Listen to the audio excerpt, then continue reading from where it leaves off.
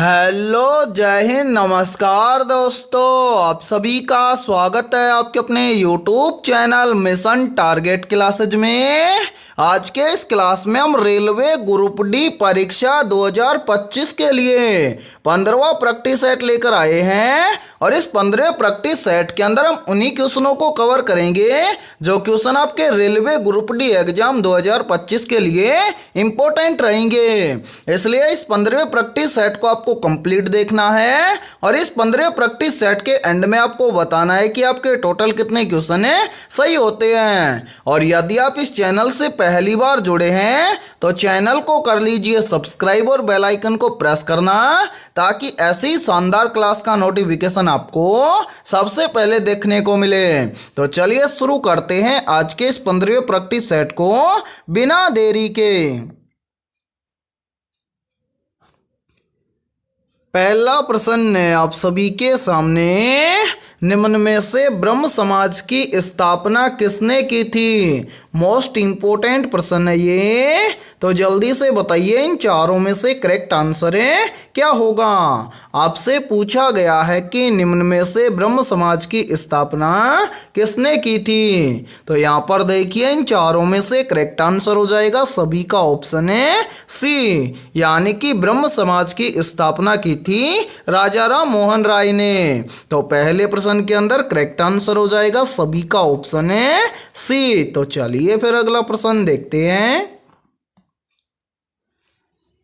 दूसरा प्रश्न है आप सभी के सामने, पेशवा बाजीराव प्रथम किस मुगल बादशाह के समकालीन थे? तो यहाँ पर देखिए इन चारों में से करेक्ट आंसर हो जाएगा सभी का ऑप्शन है सी, यानी कि जो पेशवा बाजीराव प्रथम थे ये मुगल बादशाह मोहम्मद शाह के समकालीन थे। तो दूसरे प्रश्न के अंदर करेक्ट आंसर हो जाएगा सभी का ऑप्शन है सी। तो चलिए फिर अगला प्रश्न देखते हैं। तीसरा प्रश्न है आप सभी के सामने, सिंधु घाटी सभ्यता का प्रमुख बंदरगाह स्थल कौन सा था? तो यहाँ पर देखिए इन चारों में से करेक्ट आंसर हो जाएगा सभी का ऑप्शन है ए, यानी कि सिंधु घाटी सभ्यता का प्रमुख बंदरगाह स्थल था लोथल। तो तीसरे प्रश्न के अंदर करेक्ट आंसर हो जाएगा सभी का ऑप्शन है ए। और इसी के साथ में देखिए आप सभी के लिए बहुत ही इंपॉर्टेंट सूचना है, यदि आप पहली बार के अंदर रेलवे ग्रुप डी एग्जाम 2025 को क्रैक करना चाहते हैं तो हमने आपके रेलवे ग्रुप डी एग्जाम 2025 के लिए GK, GS, mathematics, science, reasoning और करंट अफेयर्स के लगभग 21,000 प्लस मोस्ट इंपोर्टेंट क्वेश्चनों का पीडीएफ सेट तैयार किया है।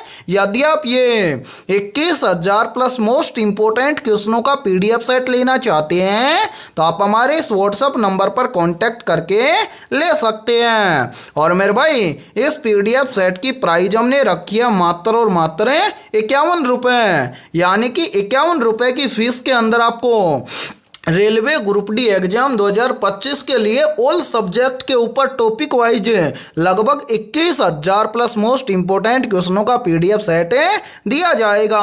और मैं आप सभी को एक गारंटी देता हूं, यदि आप रेलवे ग्रुप डी एग्जाम 2025 से पहले यदि आप इन 21,000 क्वेश्चनों को अच्छे से तैयार कर लेते हो तो आप पहली बार के अंदर रेलवे ग्रुप डी एग्जाम 2025 को क्रैक कर जाओगे। तो मेरे भाई जल्दी से जाइए और बिना देरी के इस व्हाट्सएप नंबर पर आप कांटेक्ट करके इस पीडीएफ सेट को ले लीजिए और एग्जाम से पहले अपनी तैयारी को मजबूत बना लीजिए। ठीक है, तो चलिए फिर अगला प्रश्न देखते हैं। चौथा प्रश्न है आप सभी के सामने, एस्कॉर्बिक एसिड किसका रासायनिक नाम है? ऑप्शन ए है विटामिन ए का, ऑप्शन बी है विटामिन बी का, ऑप्शन सी है विटामिन सी का और ऑप्शन डी है विटामिन डी का। तो यहाँ पर देखिए इन चारों में से करेक्ट आंसर हो जाएगा सभी का ऑप्शन है सी, यानी कि एस्कॉर्बिक एसिड विटामिन सी का रासायनिक नाम है। तो चौथे प्रश्न के अंदर करेक्ट आंसर हो जाएगा सभी का ऑप्शन है सी। तो चलिए फिर अगला प्रश्न देखते हैं। पांचवा प्रश्न है आप सभी के सामने, निम्न में से भारत में सबसे लंबी नदी कौन सी है। वेरी वेरी इंपॉर्टेंट प्रश्न है ये। और मेरे भाई ये प्रश्न है आरआरबी ग्रुप डी एग्जाम 2018 के सेकंड शिफ्ट के अंदर पूछा गया प्रश्न है। तो यहाँ पर देखिए इन चारों में से करेक्ट आंसर हो जाएगा सभी का ऑप्शन है बी, यानी कि निम्न में से भारत में सबसे लंबी नदी है गंगा नदी। तो पांचवें प्रश्न के अंदर करेक्ट आंसर हो जाएगा सभी का ऑप्शन है बी। और इसी के साथ में देखिए यहीं से क्वेश्चन और बनता है और काफी बार एग्जाम के अंदर पूछा भी जाता है। पूछा जाता है कि भारत की सबसे चौड़ी नदी कौन सी है। तो मेरे भाई याद रखना भारत की सबसे चौड़ी नदी है ब्रह्मपुत्र नदी। ठीक है, तो चलिए फिर अगला प्रश्न देखते हैं। छठा प्रश्न है आप सभी के सामने, दिल्ली की पहली महिला शासक कौन थी। तो यहाँ पर देखिए इन चारों में से करेक्ट आंसर हो जाएगा सभी का ऑप्शन है ए, यानी कि दिल्ली की पहली महिला शासक थी रजिया सुल्तान। तो छठे प्रश्न के अंदर करेक्ट आंसर हो जाएगा सभी का ऑप्शन है ए। तो चलिए फिर अगला प्रश्न देखते हैं। सातवां प्रश्न है आप सभी के सामने, पहला नोबेल पुरस्कार पाने वाले भारतीय कौन थे। Option A Mahatma Gandhi, option B है सीवी रमन, ऑप्शन सी है रविंद्रनाथ टैगोर और ऑप्शन डी है हरगोविंद खुराना। और मेरे भाई ये सातवां प्रश्न भी आरआरबी ग्रुप डी एग्जाम 2018 की सेकंड शिफ्ट के अंदर पूछा गया प्रश्न है। तो जल्दी से बताइए इन चारों में से करेक्ट आंसर क्या होगा।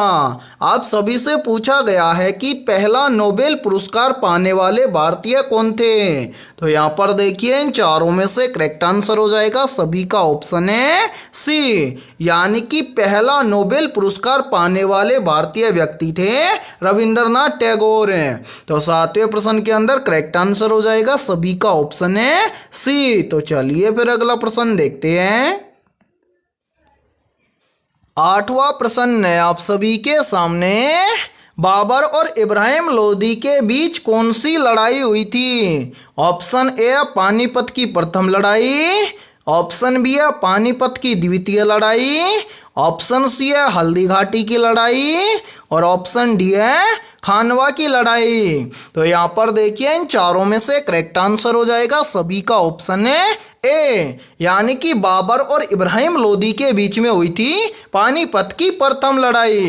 तो आठवें प्रश्न के अंदर करेक्ट आंसर हो जाएगा सभी का ऑप्शन है ए। और मेरे भाई यहाँ पर देखिए इसी प्रश्न को एग्जाम के अंदर ऐसे भी पूछ लिया जाता है, पूछा जाता है कि बाबर और इब्राहिम लोदी के बीच में कौन सा युद्ध हुआ था। तो याद रखना बाबर और इब्राहिम लोदी के बीच में युद्ध हुआ था पानीपत का प्रथम युद्ध।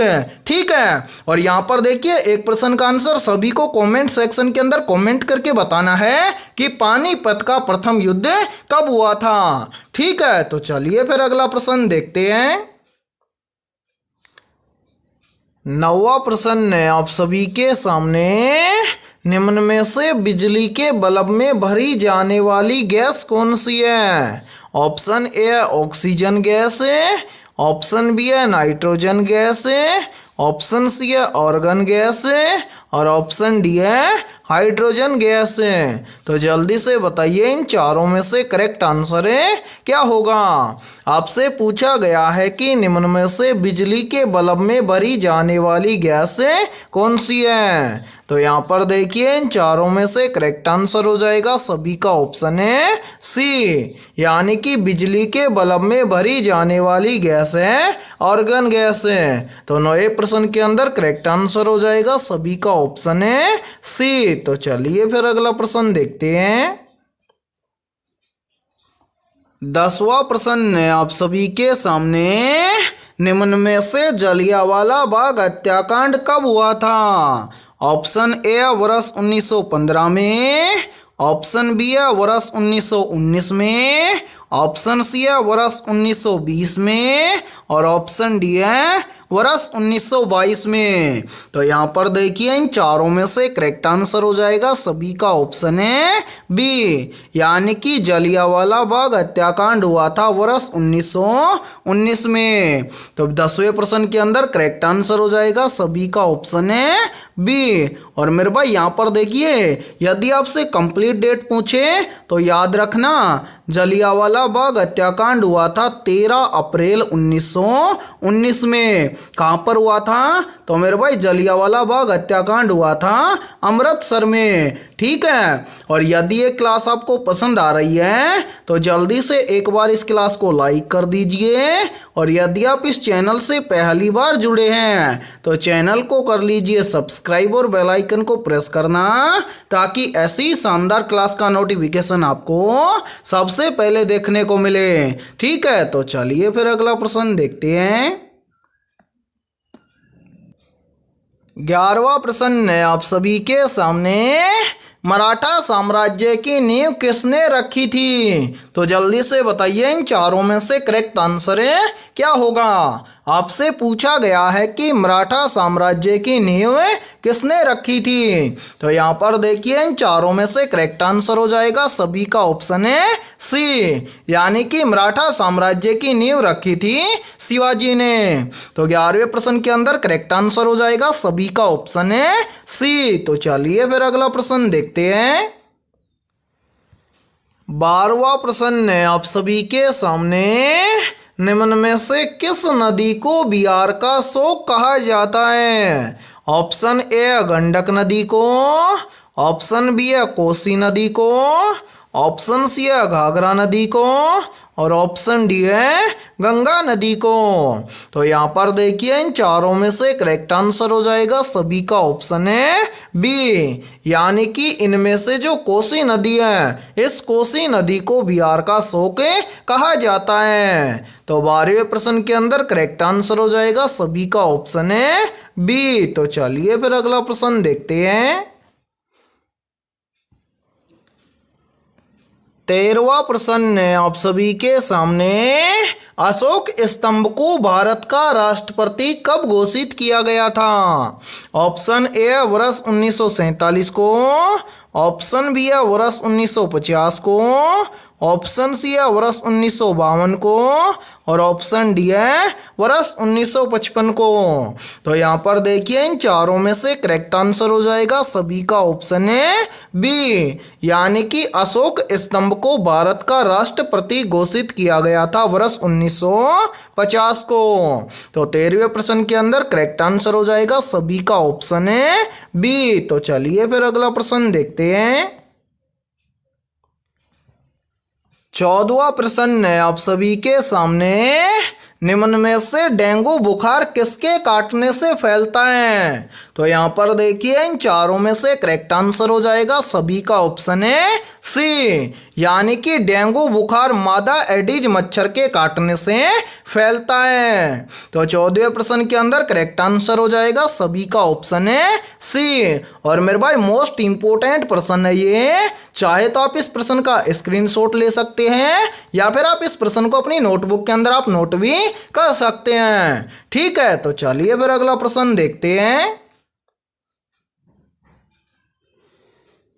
15वां प्रश्न है आप सभी के सामने, भारतीय लोक सेवा आयोग की स्थापना कब हुई थी? ऑप्शन ए वर्ष 1926 में, ऑप्शन बी है वर्ष 1935 में, ऑप्शन सी है वर्ष 1947 में, और ऑप्शन डी है वर्ष 1950 में। तो यहाँ पर देखिए इन चारों में से करेक्ट आंसर हो जाएगा सभी का ऑप्शन है ए, यानी कि भारतीय लोक सेवा आयोग की स्थापना हुई थी वर्ष 1926 में। तो 15वें प्रश्न के अंदर करेक्ट आंसर हो जाएगा सभी का ऑप्शन है ए। तो चलिए फिर अगला प्रश्न देखते हैं। 16वां प्रश्न है आप सभी के सामने, कौन सा राज्य भारत का मसालों का बागान कहलाता है? ऑप्शन ए है कर्नाटक राज्य, ऑप्शन बी है केरल राज्य, ऑप्शन सी है महाराष्ट्र राज्य, और ऑप्शन डी है आंध्र प्रदेश राज्य। तो यहाँ पर देखिए इन चारों में से करेक्ट आंसर हो जाएगा सभी का ऑप्शन है बी, यानी कि केरल राज्य भारत का मसालों का बागान कहलाता है। तो 16वें प्रश्न के अंदर करेक्ट आंसर हो जाएगा सभी का ऑप्शन है बी। तो चलिए फिर अगला प्रश्न देखते हैं। 17वां प्रश्न है आप सभी के सामने, कौन सा तत्व हीरे और ग्रेफाइट दोनों में पाया जाता है? ऑप्शन ए है कैल्शियम है, ऑप्शन बी है नाइट्रोजन है, ऑप्शन सी है कार्बन है और ऑप्शन डी है ऑक्सीजन है। तो जल्दी से बताइए इन चारों में से करेक्ट आंसर है क्या होगा। आपसे पूछा गया है कि कौन सा तत्व हीरे और ग्रेफाइट दोनों में पाया जाता है। मोस्ट इंपोर्टेंट प्रश्न है ये। तो यहाँ पर देखिए इन चारों में से करेक्ट आंसर हो जाएगा सभी का ऑप्शन है सी, यानी कि जो कार्बन तत्व होता है ये कार्बन तत्व हीरे और ग्रेफाइट इन दोनों में पाया जाता है। तो 17वें प्रश्न के अंदर करेक्ट आंसर हो जाएगा सभी का ऑप्शन है सी। तो चलिए फिर अगला प्रश्न देखते हैं।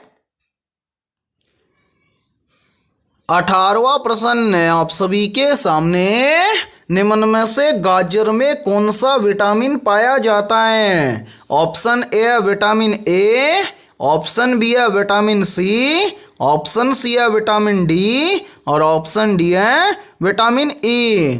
तो यहाँ पर देखिए इन चारों में से करेक्ट आंसर हो जाएगा सभी का ऑप्शन है ए, यानी कि गाजर में पाया जाने वाला विटामिन है ए। तो 18वें प्रश्न के अंदर करेक्ट आंसर हो जाएगा सभी का ऑप्शन है ए। और इसी के साथ में देखिए एक क्वेश्चन है और इस क्वेश्चन का आंसर सभी को कमेंट सेक्शन के अंदर कमेंट करके बताना है। आपको बताना है कि विटामिन ए की कमी से कौन सा रोग होता है, ठीक है। तो चलिए फिर अगला प्रश्न देखते हैं।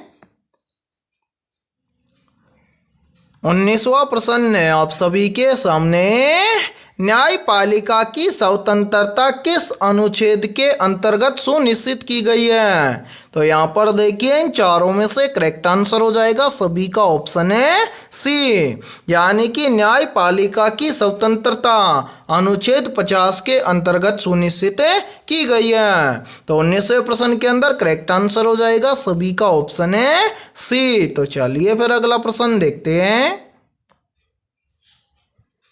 20वां प्रश्न है आप सभी के सामने, द्रव से गैस में बदलने की प्रक्रिया क्या कहलाती है? ऑप्शन ए है संघनन, ऑप्शन बी है वाष्पीकरण, ऑप्शन सी है ठोसकरण और ऑप्शन डी है गलन। तो यहाँ पर देखिए इन चारों में से करेक्ट आंसर हो जाएगा सभी का ऑप्शन है बी, यानी कि द्रव से गैस में बदलने की प्रक्रिया कहलाती है वाष्पीकरण। तो 20वें प्रश्न के अंदर करेक्ट आंसर हो जाएगा सभी का ऑप्शन है बी। तो मेरे भाई आज की इस क्लास के अंदर इतना ही। यदि ये क्लास आपको पसंद आई है तो जल्दी से एक बार इस क्लास को लाइक कर दीजिए, और यदि आप इस चैनल से पहली बार जुड़े हैं तो चैनल को कर लीजिए सब्सक्राइब और बेल आइकन को प्रेस करना, ताकि ऐसी शानदार क्लास का नोटिफिकेशन आपको सबसे पहले देखने को मिले। और आज की इस क्लास के अंदर हमने बहुत ही इंपॉर्टेंट 20 क्वेश्चन करवाए हैं। तो इन 20 में से आपके कितने क्वेश्चन सही हुए हैं सभी को कमेंट सेक्शन के अंदर कमेंट करके बताना है। और जिन भी अभ्यर्थियों के इन 20 में से लगभग 18 प्लस क्वेश्चन सही हुए हैं तो समझना उनकी तैयारी बेहतर है। तो फिर मिलते हैं ऐसे ही बेहतरीन क्वेश्चनों के साथ सुबह 11 बजे।